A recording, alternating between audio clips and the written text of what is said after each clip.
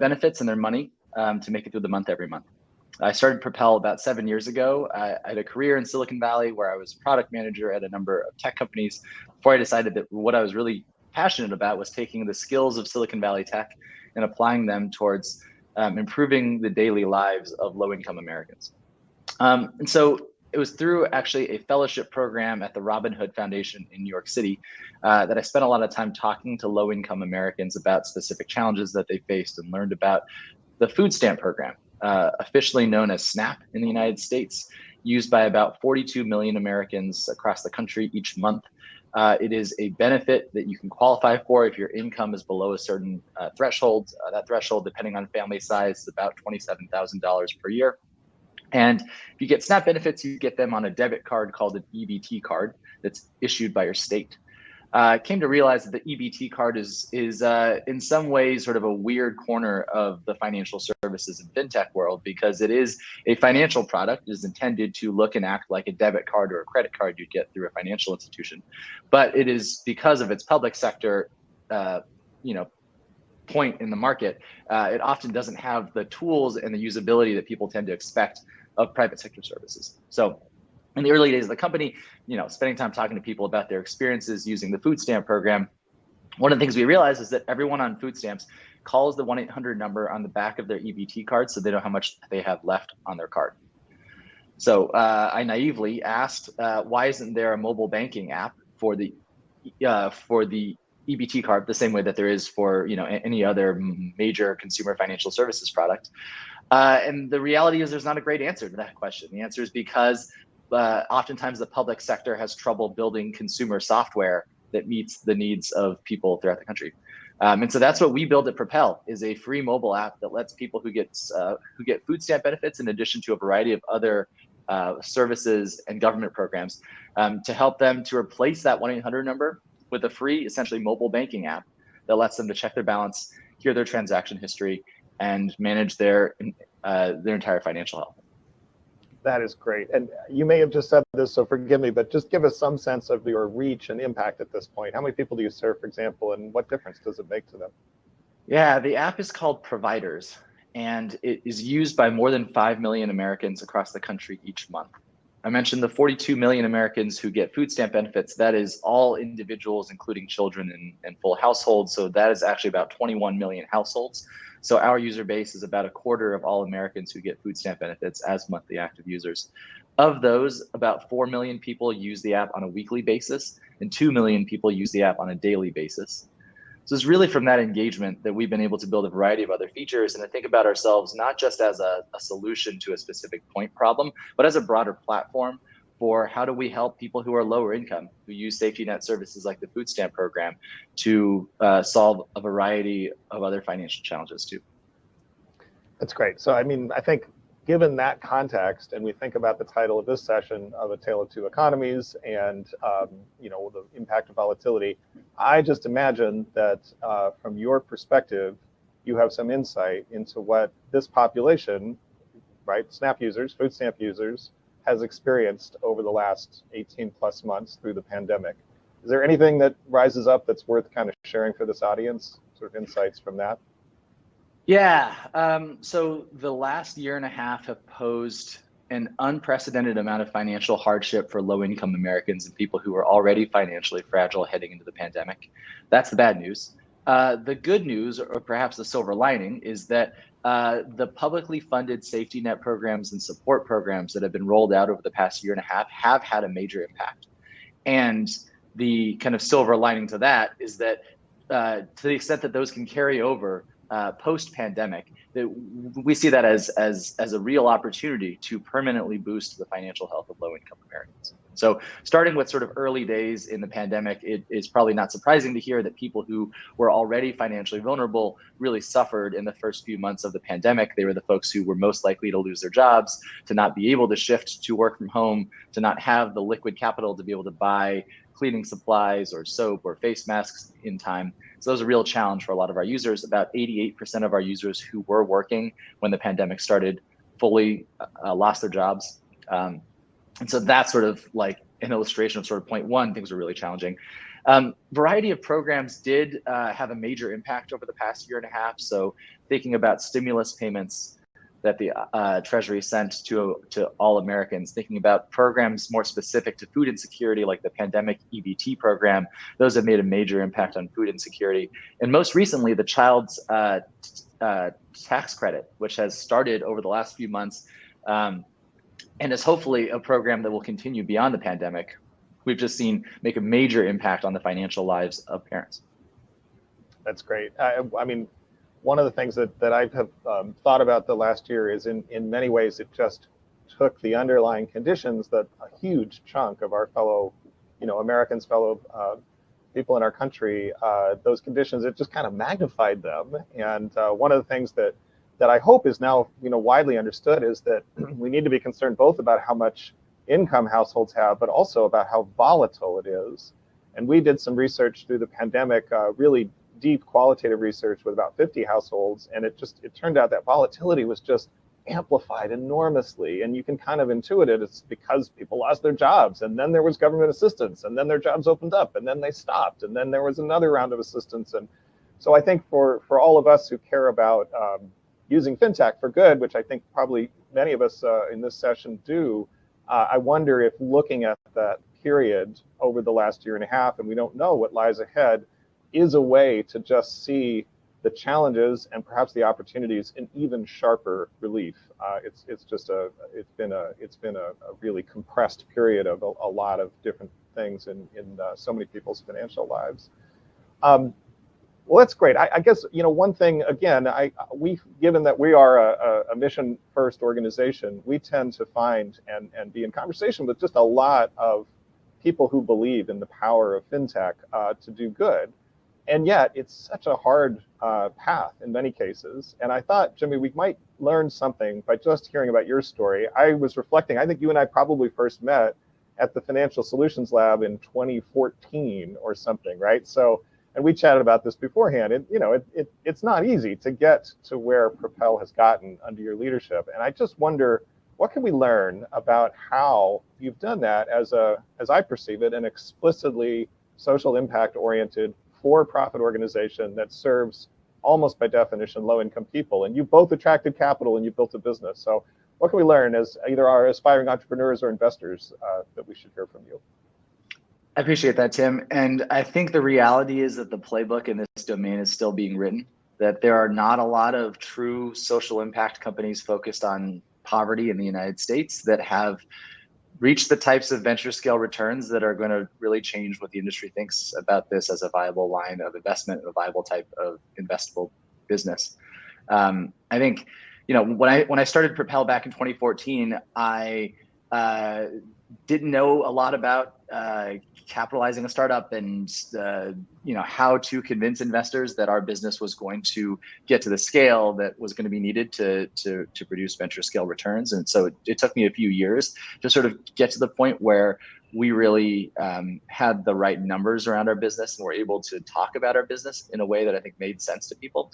It didn't help that I think we came off as especially risky to investors in the early days. And perhaps even still now, the fact that we serve a very low income population, these are folks who generally are not served by financial services, and in most cases, not even served by fintech. These are folks that oftentimes don't have steady paychecks. And so if you're building a neobank based on interchange revenue, or if you're lending or doing even things like payday lending, and a lot of our users, their income is too low for payday lending, right? So we're talking about a demographic that is not well served and is generally considered not even a valid customer for most types of financial services.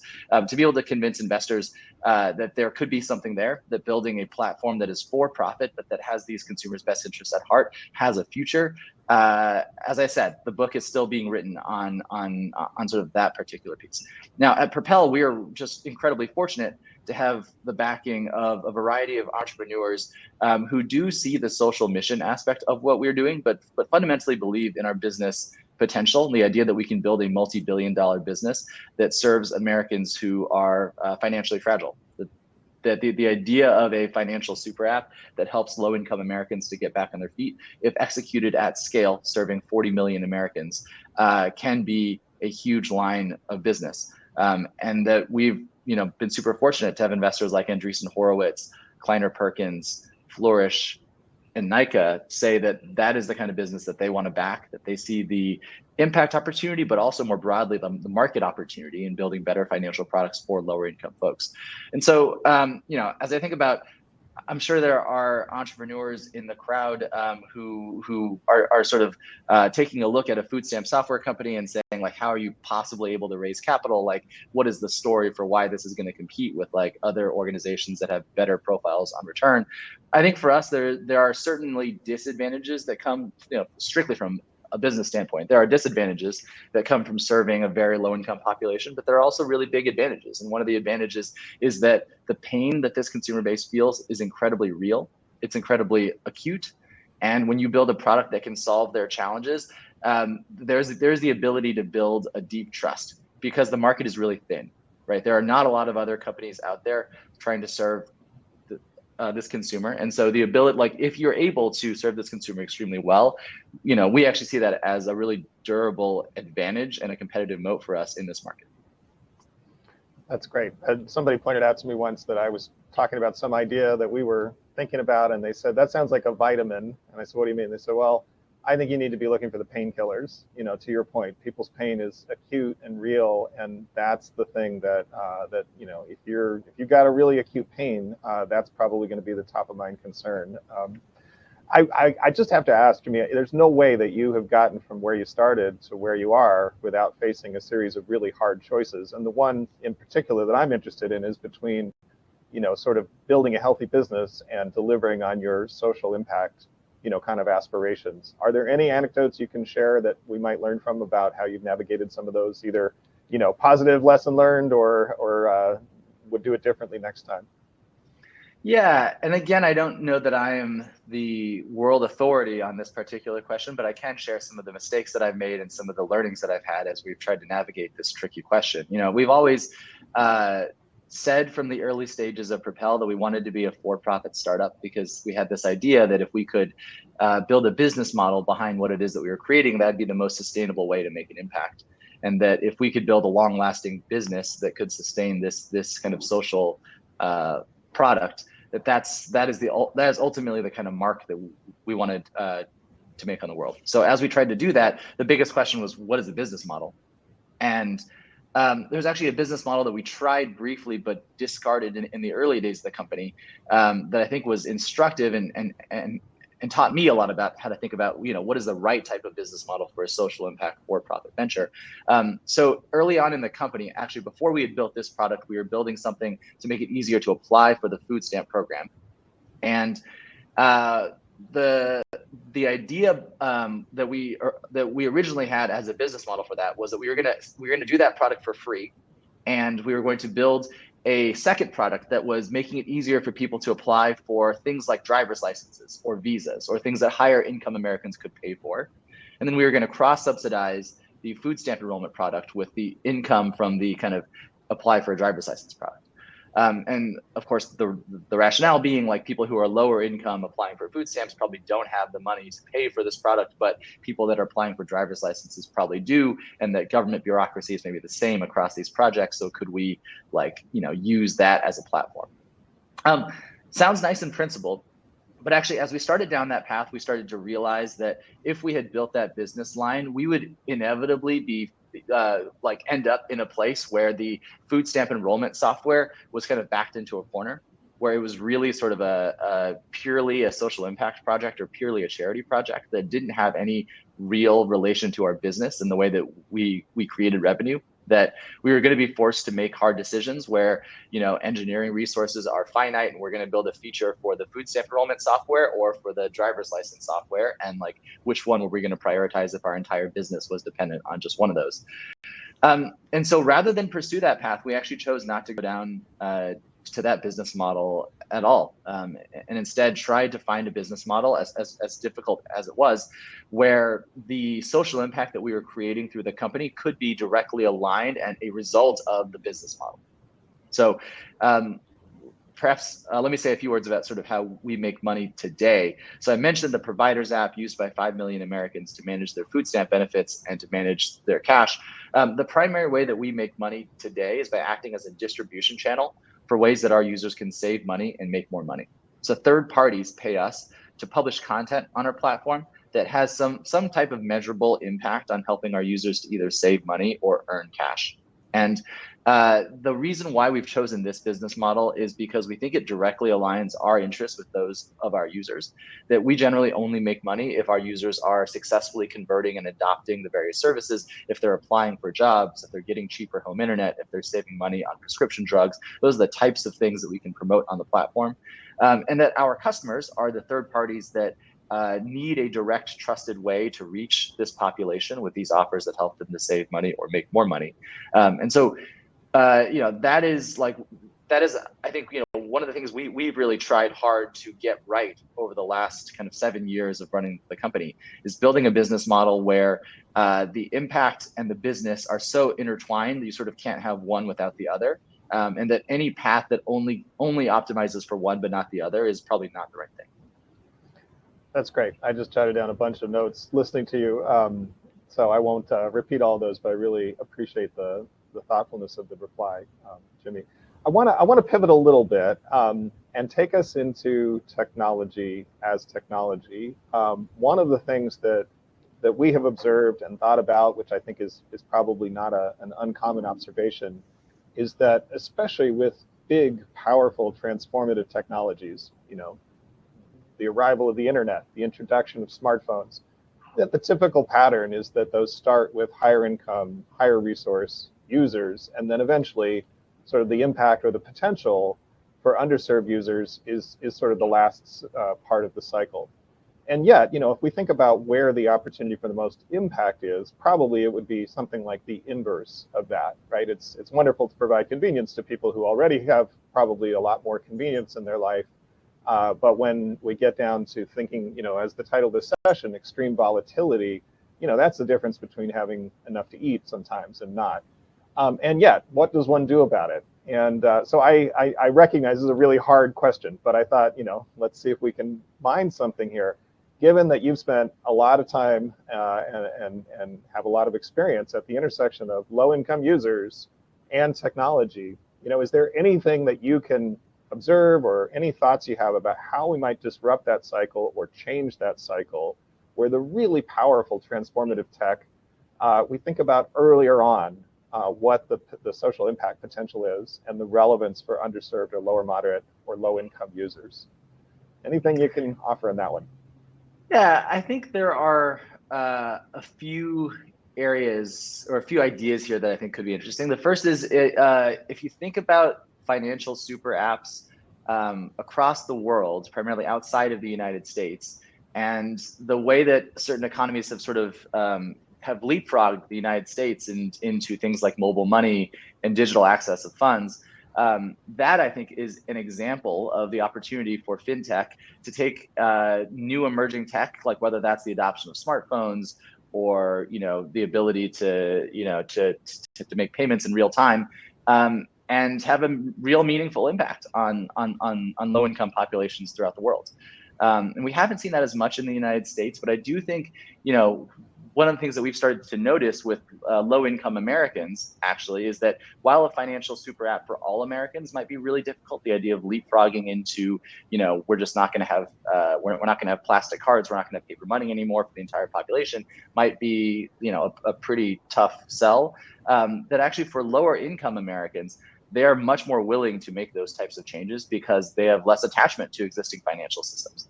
And so I think much the same way that countries like China were able to leapfrog financial services into WeChat, I think there is an opportunity for low-income Americans to be able to really transform the way that they manage their money and their government benefits through a digital platform, which unsurprisingly is something that I feel passionate about. It's something that we are working on here at Propel. To the broader question about sort of new emerging technologies and how we can make them have a bigger impact on low-income Americans, I think, to me, one of the important premises here is safety. So the question that regulators will always ask, and rightfully so, because it's their job, is like, well, what is the potential for this new technology to actually harm the populations that we're trying to serve?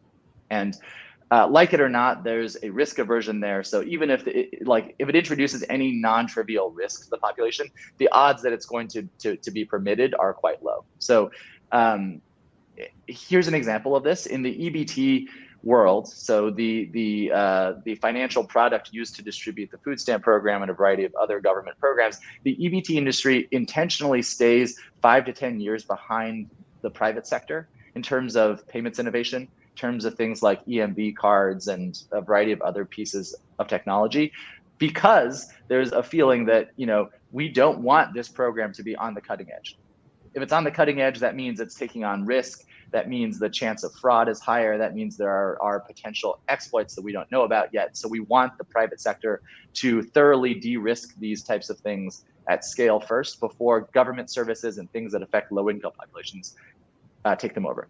I think that is a well-meaning point of view, but I do think it misses the broader opportunity. And the broader opportunity is, let's first establish kind of safety, right? What are the safeguards that we can put in place that allow regulators to feel confident that things like blockchain are not actually taking on some kind of undue financial risk?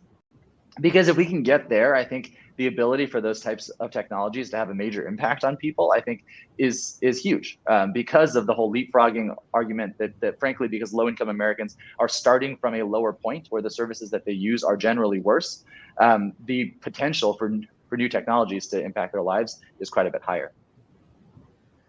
Yeah, there's so much there, and I think the question of risk and the populations we're talking about is interesting, because I think one of the things we observe is that, again, often with good intentions, there's a desire to sort of protect people, and that is the appropriate role of regulators, in my view. And in a lot of ways, that I would bet your users are more sophisticated risk managers than many of us, in ways that we just don't see, and we don't want to sort of overlook that. I just very briefly, your point about openness to change, we have data that really amplifies that. We've just done some national survey work. I think about 1,300 people nationally we surveyed under $60,000 in household income, and we did it both pre and then during the pandemic. And remarkably, 38% of that population told us that they had changed their banking habits and behaviors as a result of the pandemic, which I just thought was a mind-blowingly high percentage.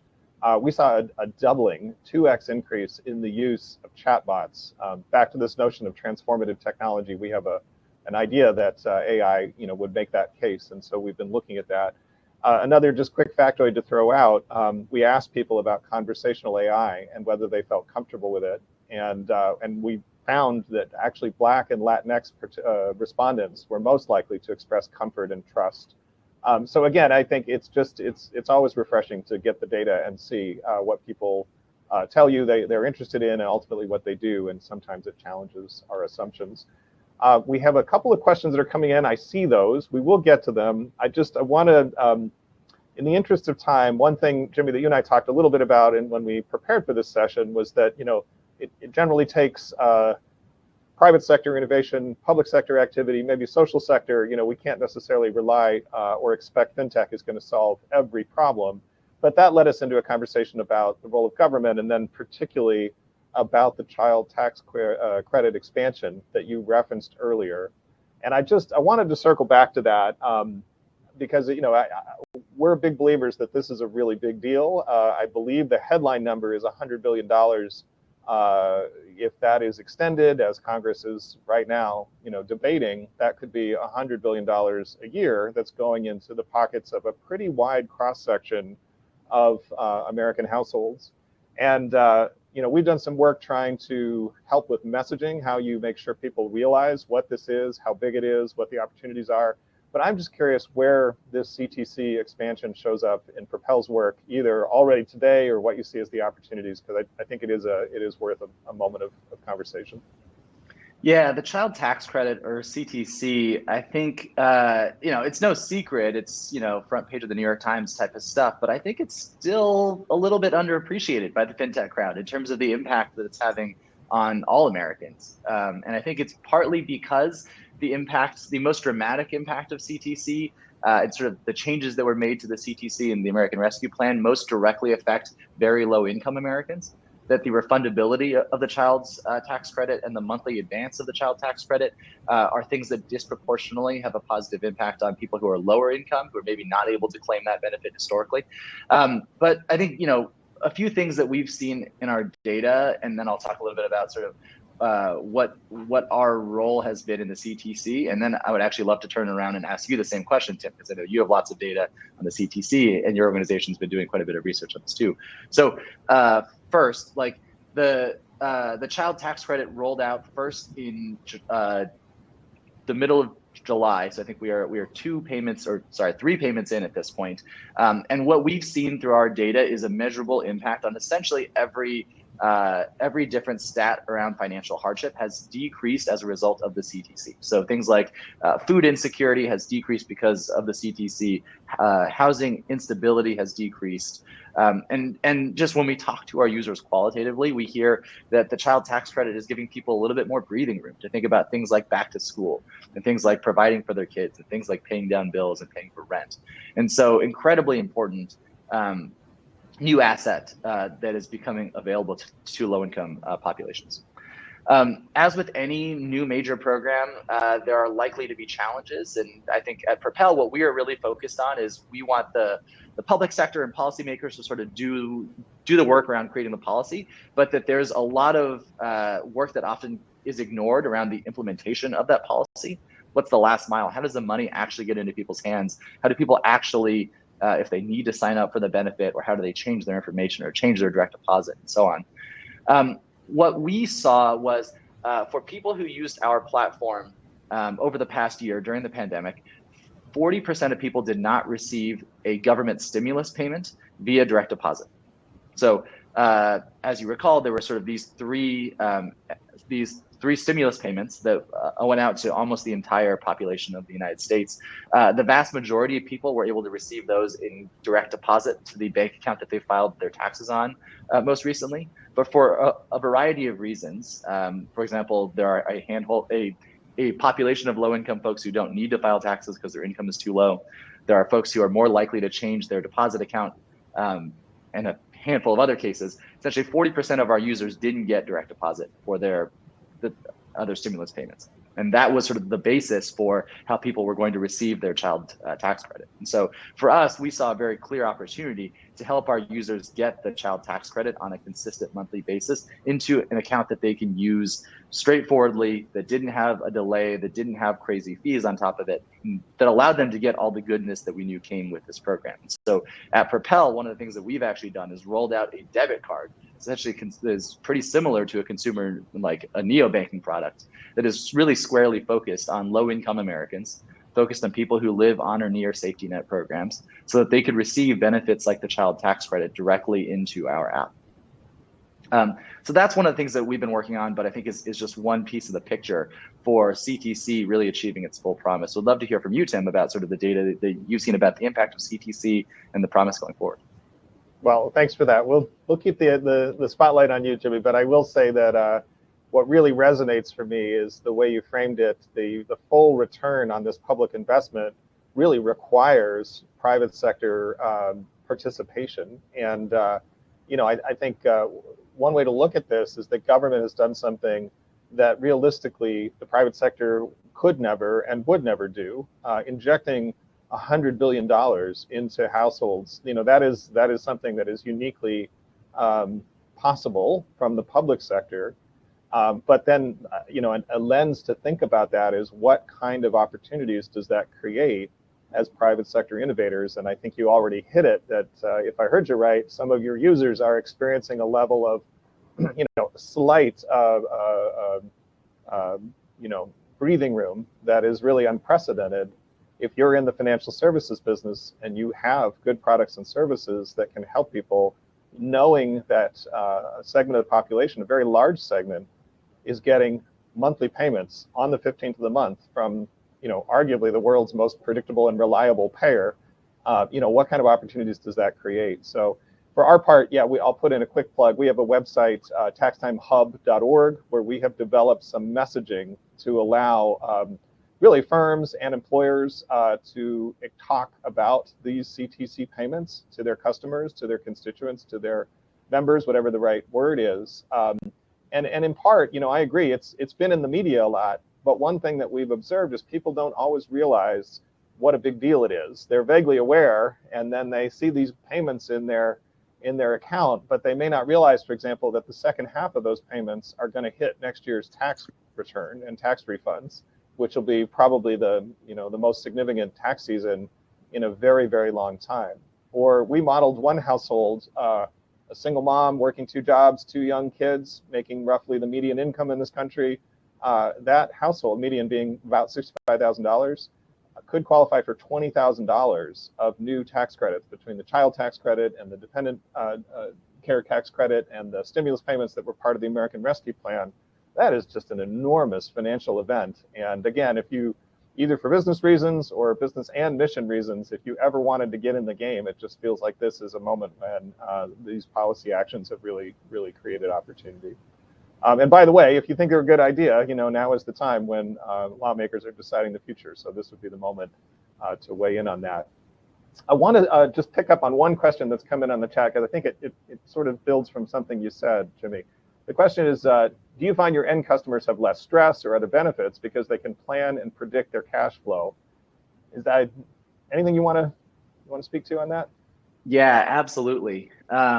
There are a couple of different ways to measure this, but ultimately, actually, like, this just speaks to like one of the sort of emotional themes of Propel and what we're trying to create. That like one of the founding principles of the company was this idea that actually low-income Americans deal with a ton of financial stress and deal with a ton of cognitive overhead and burden of having to navigate complex safety net programs. That even things as simple as like, I need to call the 1-800 number to check my balance on my EBT card. While it feels like a trivial thing, it's sort of a death by 1,000 cuts if you follow the daily lives of someone who's navigating safety net programs and who's low income. That every service you deal with is just a little bit not user friendly. There's a little bit kind of a pain in the butt to go navigate, and that in sum, that is sort of what creates financial stress. It makes it more difficult for low-income populations to have the space to plan ahead, to think about ways that they can make meaningful steps in their financial lives because of just the overhead of all these different types of things. And so a lot of what we do at Propel is try to reduce those burdens one by one. What are the small things that we can do to make, starting with EBT balance checking, but into things like understanding when your next child tax credit is coming. How do we take the stress out of those events so that you can move on and you can spend your time thinking about the other things that you really want to think on? The way that we hear about this from our users, this is sort of this idea of making it through the month. That in the words of our users, the kind of core financial challenge that they face on a regular basis is making it through the month. And that's not a silver bullet. There's no single way to make it through the month. It is really sort of the sum of, are you getting paid on time? Are you receiving your government benefits or payments on time? Can you pay for food and rent and transportation and healthcare and childcare and so on? And do you have a little bit left over at the end of the month to maybe buy something nice so your kids, can have a little sense of joy, right? That is, if I'm to summarize our like years of research into the financial lives of low-income families, that really to me feels like the core of the pain point and the daily struggle. And so as we think about where our app can fit in and where the fintech industry can play in, that is a big challenge, right? Making it through the month involves, a whole bunch of different pieces of the financial services ecosystem doing their job well. It also involves pieces that are not in the financial services ecosystem, understanding sort of the role that they might play in low-income people's lives. And so as we think about kind of stress going forward and how we can reduce stress, to me, it's intimately tied to this question of how do we help people more easily make it through the month every month. I love that. If we have to hold on to one thing, I think that stress reduction lens is the sweet spot where we're doing real tangible good for households and families and producing value for other stakeholders. Think about the employer as an example. So I think that's a really useful lens. So I'll also just add to that point, Tim. I think it can be like if you're an entrepreneur, a nonprofit, a founder who's interested in like addressing poverty in some way. Poverty is a deep, complex challenge. And if you're like, I want to pull people out of poverty, like that is a tall order for a single person to be really doing, right? And so I think one of the ways that we've tried to reduce that for us at Propel is, okay, we're not going to solve poverty ourselves. It's just not going to happen. It's too deep, too systemic of a challenge. But if we can decrease stress around one transaction as a starting point, that's actually a really positive way to have an impact on people's lives. And that also buys us the opportunity to then decrease stress in some other part of someone's life, or to help someone save $5 per month, or to help someone apply for a part-time job. And that those things can kind of snowball. And so I think for us, decreasing stress is, in addition to being sort of an emotional value of the company, also sort of a strategy of the company, right? It is our distribution channel. It is the way that we can have an intermediate impact on our users that allows us to then play in this broader game of how do we make a meaningful impact on the financial lives of low-income Americans. I think that's really useful to move from the intractable, overwhelming problem to something that feels like you can make a difference against. And maybe in that spirit, we have a couple minutes. A wicked problem that we spend a lot of time thinking about, and that you and I have talked a little bit about, Jimmy, is the sort of crisis of just basic reserve savings, emergency savings in this country, which we feel in a lot of ways is really the foundation of financial stability and security. And I think most of us have seen the Federal Reserve figures. 36%, I think, was the last finding from the Fed in terms of what fraction of the population would not solve a $400 emergency by drawing on savings. We actually disaggregated that by income and gender and race. And perhaps unsurprisingly, that 36% pops to 58% of the population under $60,000, which is a little below the median income in this country, and pops to 70% for Latinx households under that income range, and to just an astounding 72% for Black households under $60,000. And it makes me curious in your work, what you see as the role of savings. Is there an appetite for savings among your users? Is it possible? Are there things you've seen that are successful or harmful in terms of trying to help more of us have that first line of defense, in an account somewhere? Yeah, the thing that we've seen first and foremost is like people know that savings, people aspire to save more money. Right. There is no lack of desire to save money or the lack of desire to build any wealth. I think one of the challenges that our users face is actually there are institutional barriers to savings. One of those is the asset limit. This is a rule that exists in certain states around safety net programs like the food stamp program, where if the assets that you hold are above a certain amount, in some cases it's $2,000 or $3,000, you can't qualify for programs like the food stamp program. And of course, the intention of that rule is that we don't want like millionaires who don't have income at the moment to be able to qualify for the food stamp program. But in practice, it's actually a hugely harmful policy, and one that I think doesn't have its intended effect, because the real effect of this policy is to disincentivize savings. Why would you save money? How can you build assets if you're going to lose this key financial support if you do?